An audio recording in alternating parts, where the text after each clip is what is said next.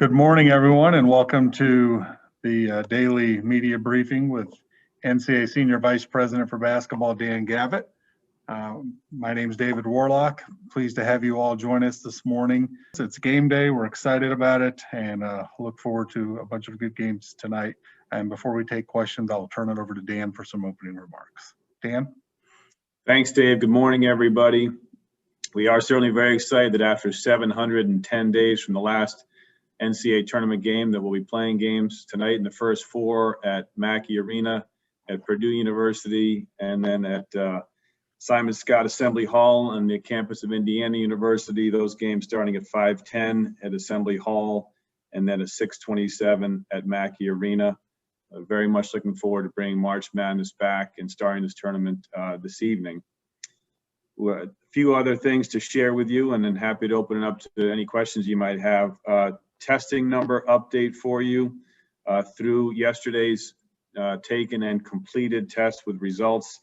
There have been over 9,100 COVID tests administered to those in the controlled environment, and there have been 8 positives. Again, those are in tier 1, 2, and 3, so no assumption should be made about any particular individuals, but 8 positives out of now 900 and over 9,100 completed COVID tests. Thought we would share with you also today the capacity numbers for the competition venues being utilized for the tournament. Starting with Assembly Hall tonight, there will be a total of 500 attendees. Those are family members for the two teams playing in particular. That's a 3% capacity number on the overall capacity at Assembly Hall. At Mackey Arena, there'll be 1,350 fans. That's 9% capacity at Mackey Arena. Later on this weekend at Farmers Insurance Coliseum, 1,200 attendees, which is 18% of capacity. Hinkle Fieldhouse will have 1,250 fans in attendance. That's 14% of capacity. Bankers Life Fieldhouse will vary between 2,500 and 3,800 fans, depending on the game and the time between games, in order to be able to clean the building in between games and sanitize it. So that's somewhere between 13 and 19% of capacity. And then at Lucas Oil Stadium, the Equality Court at Lucas Oil Stadium, 6,900 is the attendance figure, and the Unity Court is 8,500. And both of those figures are 22% of capacity at Lucas Oil Stadium. So we'll have those posted later on today, so you can have those numbers at your fingertips as well. There's some talk the last couple of days about some other operational things around the tournament. Food, for example, over the last 4 days, we've had 161 teams order late night meals. That's an average of 40 per night. In the first days in the controlled environment, the NCAA and their corporate partners have fed 5,500 student athlete meals. Wendy's traveled in with a food truck to offer a special biggie bag for players and prepared, packaged, and delivered over 1,500 burgers and chicken sandwiches. Buffalo Wild Wings fed 61 teams over the last 3 days, maximizing out at a whopping 19,000 plus wings on its busiest night. And over those first couple of days following Selection Sunday, Pizza Hut delivered 665 pizzas, 208 family pastas, and 4,365 total breadsticks. That's a lot of food for hungry student athletes. We also talked a little bit about laundry. Lowe's has provided washers and dryers for the tournament. Over 2,500 loads of wash have been done in the last couple of days, mostly practice uniforms for the teams, but some team uniforms for teams that came directly from their conference tournaments, as well as personal items as well. And that service will continue throughout the tournament. And we're very thankful to Lowe's for helping us with a very fundamental operational need for the tournament. And finally, there is an NCAA host program through the Indiana Sports Corporation that has provided opportunity for teams and travel parties to get items that they may have forgotten or interested in getting inside this controlled environment. So there have been deliveries on a 24-hour basis to team hotels, and we have a list here that we'll share with you, but it includes such basics as toiletries and batteries and electronic equipment, but it also includes interesting things like games. Some teams ordered checkers, dominoes, soccer ball, football, kid-sized basketball goals, a wiffle ball set, as I mentioned yesterday, I think, 10 balloon bouquets, and maybe the most interesting one of all to me is someone ordered a ukulele. So you can track down that story. I'm sure it's got a great human interest angle to it. I think the final thing that I have for you is that unfortunately we will start returning teams home and to campus later today. 2 of the non-advancing teams from tonight's games will go home tonight. We will continue all risk mitigation and testing throughout departures to make sure that teams, official travel parties return to campus and home safely. So all of that medical protocols and risk mitigation that's in place will continue up until team departures. And we'll have 2 other non-advancing teams from tonight's games go back to home and campus tomorrow. So I'll stop there, Dave, and open it up for any questions that anyone may have. Thanks, Dan. Our first call is from Adam Rittenberg. Adam, go ahead. Hi, Dan. You mentioned obviously the fans. What would you say, just from what you've learned all week, would be the biggest challenge with managing fans in those different capacities to try to make everything go off as safely as possible and obviously protect everybody on the court? Thanks, Adam. I think, first of all, our venues and host institutions and conferences have things very well in place. Many of these venues have hosted some level of fans recently. Bankers Life and Lucas Oil Stadium, in particular, Hinkle Fieldhouse as well. So we're confident that they have had some experience in welcoming guests and have those plans in place to keep everybody healthy and safe. We are seating people in pods of 2, 4, and 6. Those are family members or those that live together. And obviously, we're requiring masks at all times unless someone's eating or drinking actively. So I think, we feel comfortable and confident where we are with planning for fans.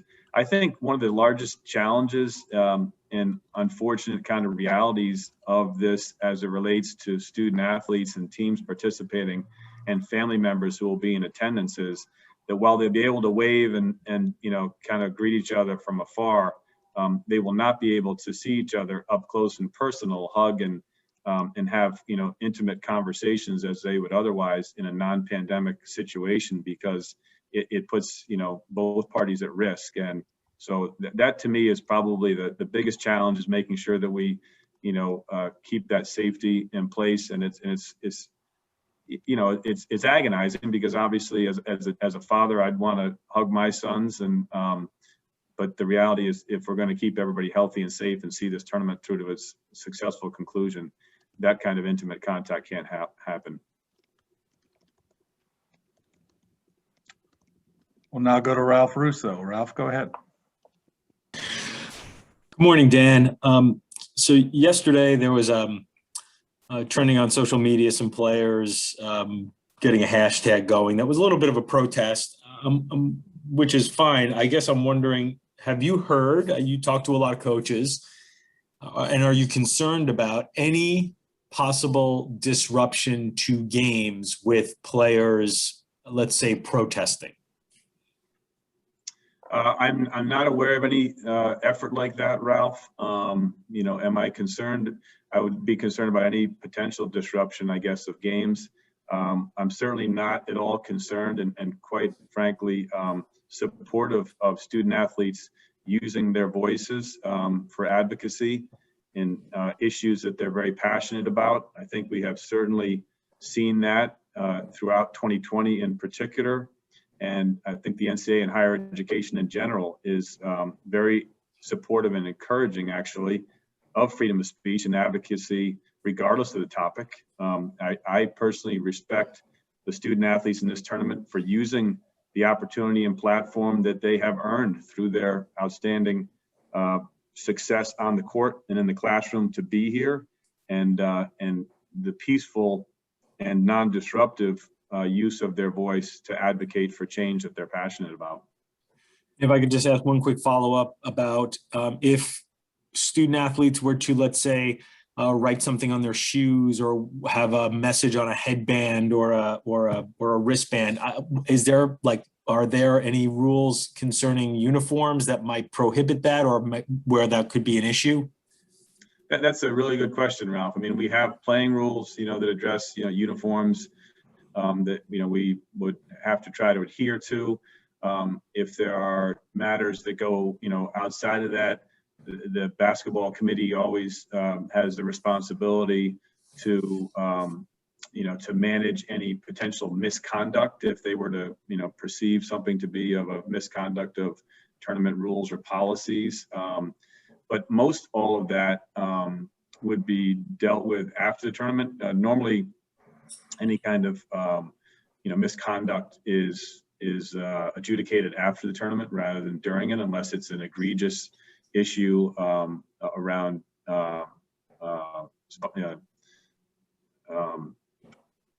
good sportsmanship or or any kind of issue like that. So now I think we'll deal with it on a case-by-case basis as we do with anything, but certainly we'll probably defer to playing rules first and foremost, and then committee consideration of anything that they may feel is out of place. But again, if it's simple, use of voice and to advocate for change, I don't know that the committee or certainly staff is going to be interested in trying to blunt anything that's appropriate and and uses independent student athlete voice appropriately. Thank you. Sure. Now go to Darius Johnson. Darius, go ahead. Hey, Dan, thank you so much. I appreciate you all for having this once again. Unfortunately, it's a rainy day, but I would love for you to talk a little bit more about the partnership with the Indiana Sports Corporation, as far as them having so many volunteers to really make this all happen and welcome the players and make the controlled environment a safe environment. Sure, Darius. Thank you for asking. The Indiana Sports Corporation, and particularly the volunteers, just make this all possible, frankly. They serve incredibly important roles from an operations and logistics standpoint, but well above and beyond that. They've had so many creative ideas, notes written from volunteers to teams, student athletes, and coaches, welcoming them to Indianapolis and to the Hoosier State. There's been signs that have been placed on lawns leading up to the competition venues, kind of pointing out for the buses the welcoming nature of the Hoosier State. And we've had a lot of volunteers, some in our controlled environment, that are helping to escort teams in and around the hotels and the convention center to and from practices over to Victory Field. It's remarkable the kind of passion that Indianapolis residents have about volunteering for this great event. Thank you. Sure, Darius. John Rothstein, please go ahead with your question. Good morning, Dan. Obviously, we spoke yesterday about the 68th team to arrive in Indianapolis, Virginia, and we clarified that they're going to test twice, then have an opportunity to practice before and test again before Saturday's game against Ohio. That tip-off is at 7:15 Saturday night. I'm just curious the location of their Saturday workout practice. Will that be in the convention center? Will it be at the venue they're going to play at? And what time will that be on Saturday? Has that been decided yet? Sure, John. I don't have the exact time, but we can certainly get it to you. But I'm quite certain it's in the convention center because the opportunity for in competition venue practices won't be there with other games going on that afternoon. So I'm quite certain it's in the convention center, and I will get you the practice time. Thank you, Dan. Sure, you bet. Jerry Tipton, please go with your question. Yeah, Dan, on a teleconference earlier this week, Jim Nance of CBS threw out the idea of one location for the entire NCAA tournament was not a bad idea and might be something that the NCAA could turn to. He likened it to like the Olympics in one general location.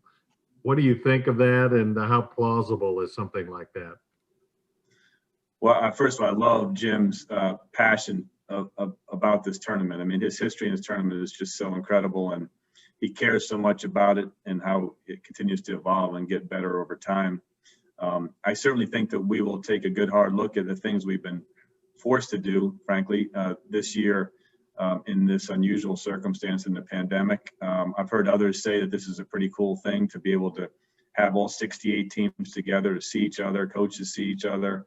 You know, it comes with some significant challenges, and you know, I need our staff to get through this one first before we can consider whether it's a good idea at any time in the future. So I wouldn't dismiss it altogether, Jerry, but I don't know that it's something that we, you know, are going to actively consider at the moment. We have future hosts in place. We have processes to choose future locations for the tournament in place. But like any year, we always look at how the tournament goes and what we can learn from it and how we can use lessons learned to improve it in the future. And if this is a model or some form of model that we could consider, even if it's on a occasional basis, it's something I'm sure that the committee and staff will talk about and consider. Thanks, Dan. Sure, Jerry. Lane Higgins, please go ahead with your question. Thanks, Dan. I had a question about the inhabitants of the controlled environment and players that have tested positive so far. Is there a different place where they will be isolating aside from their single occupancy hotel rooms? And additionally, for players who do test positive and whose teams make a deeper run into the tournament beyond this week, I was wondering if you could kind of go through the protocols for how they might rejoin their teams. Sure, great question, Lane. So all of this was predetermined with our medical advisory committee and the Marion County Public Department of Health before the tournament started. First of all, any individual who tests positive and is in isolation has the individual choice whether to stay or to go home or back to campus and to be safely transported if that is their choice. If they decide to stay, they will be isolated in their hotel room, not moved. They'll stay in their hotel room, provided meals, obviously, to be delivered. They unfortunately will not be able to leave the hotel room for obvious reasons for their safety and health as well as others around them. But they certainly will be cared for by their institution and their COVID health officer, team physician, and the NCAA will provide support and monitor them to make sure that they are cared for the entire stay. Should their team advance and they get beyond the 10 days of isolation that is required, and they are cleared by their team physician for competitive readiness and cardiac issues and anything else that the institution determines has to be cleared for a safe return of their participation in the tournament, then they would be able to rejoin their team and play potentially. But that's going to be determined by their health professionals, not the tournament. Does that answer all your questions, Lane? Yes, it does. Thank you. You bet. Not seeing any hands raised, so I'll give a couple of seconds to see if anyone else has a final question for Dan. Doesn't appear that's the case, so we'll conclude this morning's briefing. Dan, thanks for your time. Thanks everyone for joining us, and enjoy the start of the tournament tonight. We'll talk to you soon. Thanks everybody. Be well.